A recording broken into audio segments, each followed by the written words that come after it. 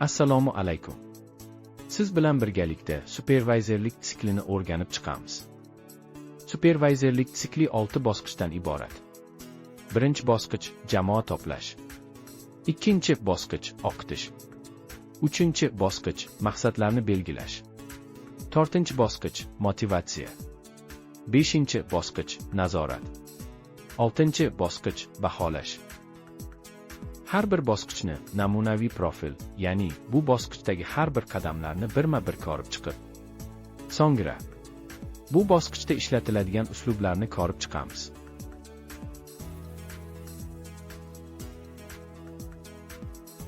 Birinchi bosqich jamoa to'plash. Namunaviy profil. Birinchi qadam talablarni tahlil qilish, ideal nomzodning profilini aniq tushunish, tajriba, ko'nikma, shaxsiy fazilatlar. Ikkinchi qadam savollarni ishlab chiqish, nomzodning asosiy vakolatlari va profilga muvofiqligini aniqlashga yordam beradigan savollarni ishlab chiqish. Uchinchi qadam nomzodni baholash, javoblar va og'zaki bo'lmagan signallarni baholash, nomzodning yaroqliligi to'g'risida xulosa chiqarish qobiliyati. Uslublar qidiruv uchun e'lonlar, saytlar, ijtimoiy tarmoqlar, ommaviy axborot vositalari, tavsiyalar, xodimlaringizdan to'g'ridan-to'g'ri qidirish, yarmarkalar, nomzodlar bilan yuzma-yuz muloqot. Mobil ilovalar, yoshlar uchun ijtimoiy tarmoqlar, ish beruvchi kompaniyaning imidji, ya'ni kompaniya brendi. Intervyu uchun birinchi tizimli oldindan tayyorlangan savollar va obyektiv baholash. Ikkinchi tajriba, ish uchun zarur bo'lgan ko'nikmalarni baholash va vaziyat masalalari. Uchinchi xulq-atvor, tajribani tahlil qilish va STAR metodikasi. STAR to'rtta so'zdan tashkil topgan abreviatura bo'lib, u vaziyat, vazifa, harakat, natija bo'yicha savollarni anglatadi. Ikkinchi bosqich o'qitish namunaviy profil. Birinchi qadam o'quv maqsadini aniqlash, mini treningning maqsadini aniq tushunish, nimani o'rgatish kerak, qanday ko'nikmalarni rivojlantirish kerak. Ikkinchi qadam mashqlarni ishlab chiqish, ishtirokchilarga o'quv jarayonida faol ishtirok etish imkonini beruvchi mashqlarni ishlab chiqish. Uchinchi qadam ko'rsatmalarni tayyorlash, mashqlarni bajarish uchun aniq va tushunarli ko'rsatmalar tayyorlash. Uslub an'anaviy. Treninglar, jonli muloqot, amaliyot, lekin qimmat. Ma'ruzalar, bilimlarni uzatish, guruhlarga mos, ammo passiv. Uslublar zamonaviy, onlayn kurslar, moslashuvchan, tejamkor, ammo motivatsiya kerak. Mikrolearning, qisqa darslar, o'rganish oson, lekin yuzaki. Mobil ta'lim, qulay, interaktiv, ammo sizga smartfon, planshet kerak. Uslublar amaliy. Ish joyida, biznesda o'qitish, eng yaxshilardan, lekin murabbiylik kerak. Rol o'ynash, xavfsiz muhitda mashq qilish, lekin tayyorgarlikni talab qiladi. Holatlar, vaziyatlarni tahlil qilish, tahlilni rivojlantiradi.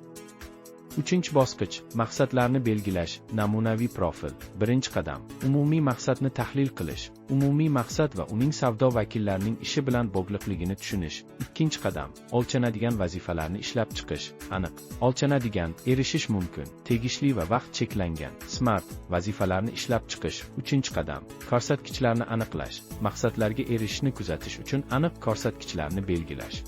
Uslublar birinchisi bu Smart maqsadlari, maqsadlar, aniq, o'lchanadigan, erishish mumkin, tegishli, vaqt bilan cheklangan bo'lishi bu smart. Ikkinchi maqsadlarni kaskadlash, kompaniyaning umumiy maqsadlarini har bir bo'linma va xodim uchun maqsadlarga bo'lish. Uchinchisi bu shaxsiy rivojlanish rejasi, IDP, xodimning maqsadlarini uning shaxsiy rivojlanishi bilan bog'lash. To'rtinchisi fikr mulohaza, maqsadlarga erishish bo'yicha muntazam fikr mulohazalar. 5 Maqsadlarni vizualizatsiya qilish, taraqqiyotni kuzatish uchun grafikalar, diagrammalar, taxtalardan foydalanish.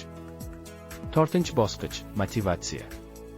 Namunaviy profil. Birinchi qadam vaziyatni tahlil qilish, motivatsiyaning pasayishi sabablarini tushunish, asosiy omillarni aniqlash. Ikkinchi qadam motivatsiya usullarini ishlab chiqish, xodimlarning holati va ehtiyojlariga mos keladigan motivatsion choralarni ishlab chiqish. Uchinchi qadam amaliy misollar, tajribadan aniq misollar bilan motivatsiya usullarini tasdiqlash.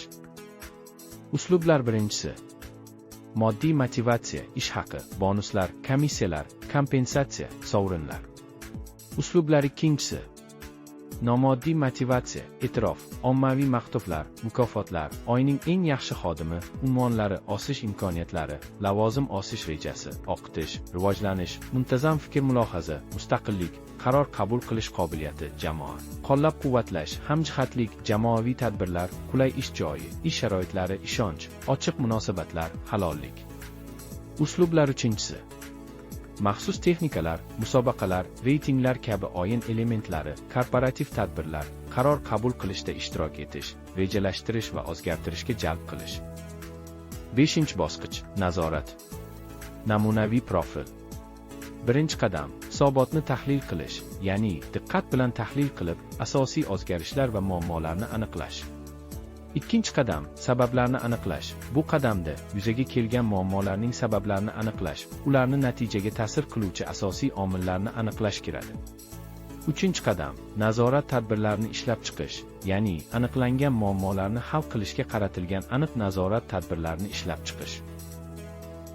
Uslublar. 1. Muntazam hisobotlar, pastki chiziq, savdo, inventarizatsiya, tashriflar va boshqalar to'g'risidagi ma'lumotlarni to'plash va tahlil qilish. Bir so'z bilan operatsion nazorat, o'zgarishlarni aniqlash. 2. Savdo nuqtalariga tashriflar, savdo vakillari, savdogarlar ishini tekshirish, standartlarga rioya qilish. Bir so'z bilan ish sifatini baholash, sohadagi muammolarni aniqlash. 3. KPI, asosiy ishlash ko'rsatkichlari, aniq ko'rsatkichlarni monitoring qilish, sotish hajmi, mijozlar soni, ya'ni ish samaradorligini baholash, maqsadlarga erishishni kuzatish. 4. CRM tizimlari, mijozlar bilan munosabatlarni boshqarish va sotishni kuzatish uchun dasturiy ta'minotdan foydalanish, ya'ni jarayonlarni avtomatlashtirish, ma'lumotlarni yigish. Tahlil. 5. Audit, standartlar, qoidalar, jarayonlarga rioya etilishini ichki yoki tashqi tekshirish, ya'ni buzilishlarni aniqlash, jarayonlarni optimallashtirish. 6. Mijozlarning fikr-mulohazalari, xizmat ko'rsatish sifati va mahsulotlar to'g'risida fikrlarni to'plash. 7.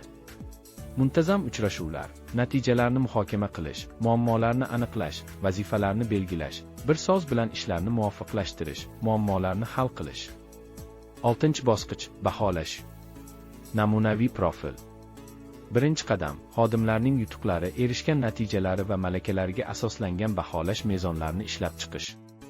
2-qadam, fikr-mulohazalarini taqdim etish, nafaqat rasmiy baholash, balki maqsadlarga erishish analitikasi asosida fikr-mulohazalarni taqdim etish. 3-qadam, xodimlarning keyingi rivojlanish potensialini baholash. Uslublar. 1. KPI bo'yicha baholash, asosiy samaradorlik ko'rsatkichlari, miqdoriy ko'rsatkichlarga erishishni baholash, sotish, mijozlar soni, o'rtacha chek va boshqalar. 2. Vakolatlarni baholash, ya'ni ko'nikmalarning namoyon bo'lishini baholash, aloqa, muzokaralar, e'tirozlar bilan ishlash va boshqalar. Maqsad, xodimlarning kuchli va zaif tomonlarini tushunish, rivojlanishni rejalashtirish. 3. Sertifikatlash, bilim va ko'nikmalarni sinash, egallab turgan pozitsiyaga muvofiqligi. Maqsad, professionallikni aniqlash, rivojlanishni rejalashtirish. 4.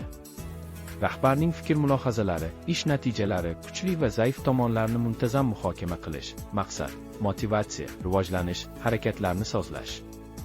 5.